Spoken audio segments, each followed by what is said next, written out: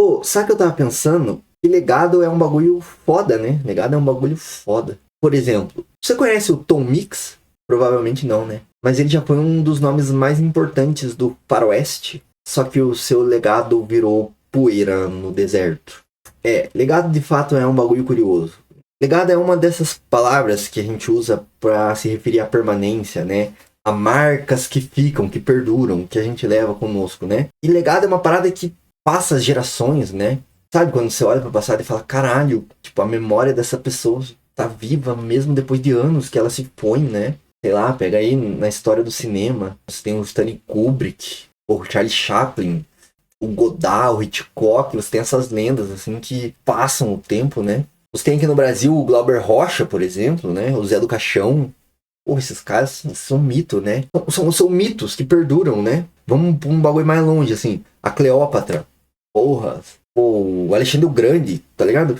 Tipo, mitos que parece que nunca vão morrer, né, cara? Agora, por outro lado, às vezes, até os maiores colossos se dissolvem silenciosamente, né?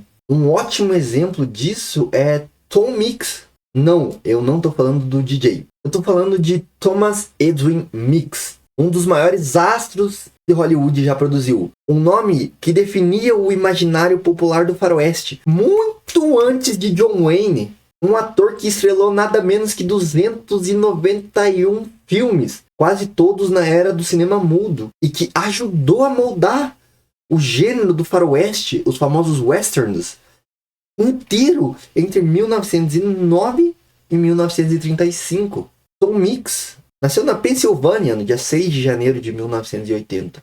Era filho de um serralheiro, Edward E. Mix, e na adolescência teve certo destaque no futebol americano. Mas não chegou a ser, como muitos acreditam, o craque da academia militar.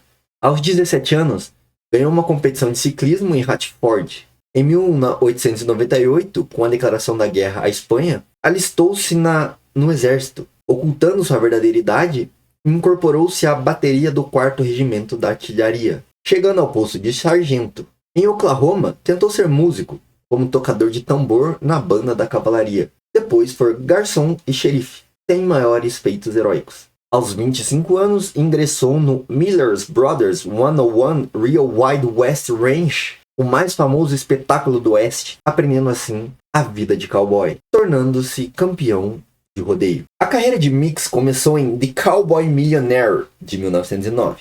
Mas o filme que realmente o colocou no mapa foi Ranch Life in the Great Southwest, de 1910. Um curta documental no qual ele aparecia como ele mesmo, exibindo habilidades reais como criador de gado. A partir daí, a sua carreira deslanchou.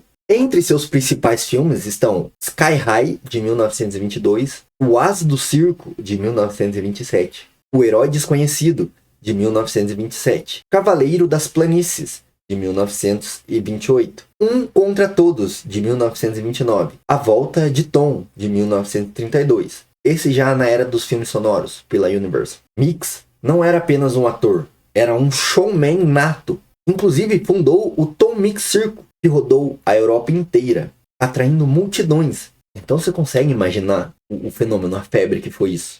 O sujeito literalmente fez sucesso global com um circo. De verdade, o circo dele atraía multidões, assim. Numa época em que o Velho Oeste era a febre do momento, assim. E pra você ter uma noção da influência que Tom Mix teve, antes de John Wayne ser John Wayne, ele era Marion Morrison, um universitário que teve de abandonar a carreira no futebol americano por causa de uma lesão. E quem ajudou esse jovem garoto a encontrar trabalho nos estúdios da Fox? Tom Mix. Afinal, foi Tom Mix quem abriu o caminho para que Wayne começasse carregando adereços no estúdio. O primeiro passo de uma trajetória que mudaria o faroeste para sempre. Não obstante, Wayne cresceu assistindo os filmes estrelados por Mix. Portanto, ele moldou a sua persona com base no que ele via. E, em certo sentido, é parte direta do legado do cowboy original. Mas nem tudo foram flores na vida de Mix. O advento do cinema sonoro foi cruel para muita gente. Para Mix, então, foi quase um pesadelo. Ele tinha medo dos diálogos longos. Portanto, as suas falas saíam tensas e inseguras. O motivo? Um detalhe que seria hoje resolvido facilmente. Mix usava uma dentadura e morria de pavor que o público percebesse o som estranho que ele fazia enquanto falava. Então ele mal decorava os diálogos e tremia muito na hora de falar, assim. Tanto que ele tinha um dublador oficial, assim. Além disso, nesse momento também, o Mix enfrentou vários problemas dos bastidores. Ele brigou muito com os estúdios e, na época ali de 30, não estavam conseguindo equilibrar as contas e não estavam a fim de pagar o alto salário que ele cobrava, né? Ele era um ator muito caro. Ele era a maior estrela de então. E aí, por causa disso, ele vive trocando de estúdios. Ele sai da Fox, vai pra HBO, depois vai pra Universal. Cada hora ele tá recebendo menos. Além disso, ele gastava bastante, né? Então ele ganhava bem, mas ele gastava bastante, assim. E seus vários casamentos e divórcios também custaram muito caro pra ele. Enquanto isso, seu circo, um império ambulante de fato, também começou a perder renda por ser mal administrado e pela perda de interesse do público também. Após 3 temporadas de queda na bilheteria, ele teve que encerrar suas atividades. Mix, porém, continuou se apresentando pela Europa com Tony 2, substituto do seu famoso cavalo, que era uma das paixões do Tony também. E cavalo não é barato, né? Então você pode imaginar que a fortuna dele foi desmoronando e o glamour estava desbotando. Então, em 12 de outubro de 1942, dirigindo seu famoso Ford amarelo personalizado, Mix seguia rumo a Tucson, usando seu traje de cowboy extravagante, botas feitas à mão, um Stetson branco impecável e uma fivela cravejada de diamantes.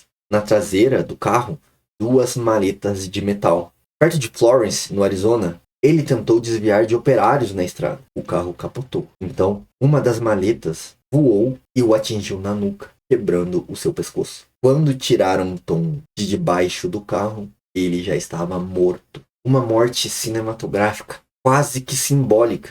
O fim abrupto de um dos maiores ícones do cinema. E o que sobrou do maior cowboy de todos os tempos? Tom Mix tem a sua estrela na calçada da fama. Além disso, suas marcas de bota, mãos e as pegadas de Tony, o seu famoso cavalo, estão eternizadas no Grauman's Chinese Theatre. Mas, para ser honesto, o seu legado hoje é mínimo. Quase todos os filmes são lost media ou são esquecidos. O cowboy, que foi o rosto de toda uma geração e ajudou a moldar o gênero, virou uma figura lembrada por um nicho muito específico de aficionados por faroeste. E no lugar de sua morte, há um singelo monumento em sua homenagem.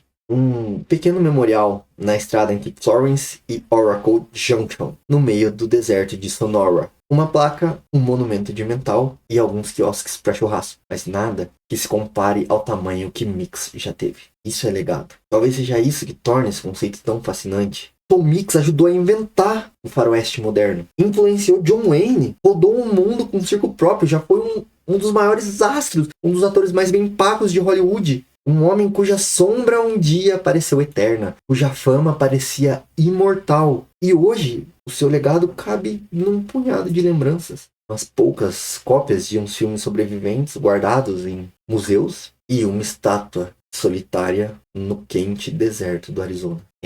Legado é um bagulho realmente engraçado.